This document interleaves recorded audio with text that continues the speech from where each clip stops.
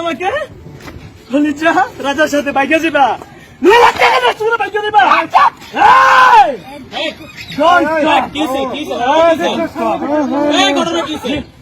আমার ওয়াইফ এই যে দেখেন ফুডের অর্ডার নিয়ে আসছি, ঠিক আছে, একদম রব কন্ট্রোলে আছে। সে এমডি রাজার সাথে দেখা করতে, সে রাজা আমি সে জানে না, বিদেশ থেকে আসছে তাকে ধরার জন্য, তার সাথে পরকীয়া দিচ্ছিল রাজা।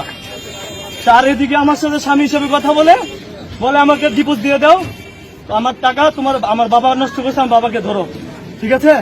আর এদিকে রাজার সাথে বলতেছে, রাজা ডিপ্লোমা ইঞ্জিনিয়ার, মানে আমি ডিপ্লোমা ইঞ্জিনিয়ার, কুরিয়ার চব্বিশে দেখা, আমি কুমিল্লার থেকে আসছি ধরতে, কুরিয়ার চব্বিশে দেখা করতে জিহানকে ডিপোজ দিয়ে দেবে, জিহান তার স্বামী, জিহানও আমি, রাজাও আমি, সে তাকে ডিপোজ দিয়ে দিবে।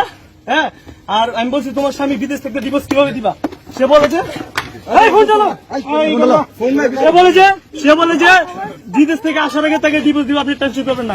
এই যে দেখেন আমার ওয়াইফ, ওকে প্রমাণগুলো দেখা জি, এই কোটারি দেখেন, প্রমাণ আপনি দেন না।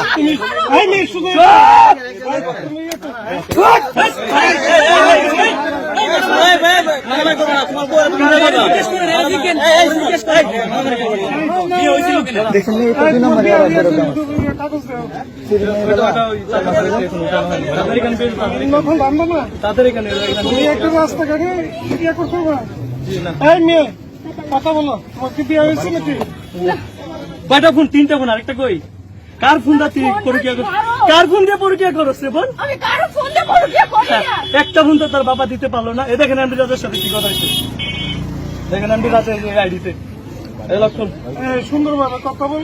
তোমার বাড়ি কুমিল্লাতে, পড়াশোনার কথা থেকে নানির বাড়িতে থেকে পরকীয়া করে আমার বাড়িতে যায় না, 9 লাখ টাকা দেওয়ার পর। লক্ষণ লক্ষণ লক্ষণ না লক্ষণ দিব আমি, লক্ষণ এই যে লক্ষণ তোর এখানে, এখানে লক্ষণ ফিঙ্গার মার্ক, ফিঙ্গার মার না রে বউ, ফিঙ্গার মার।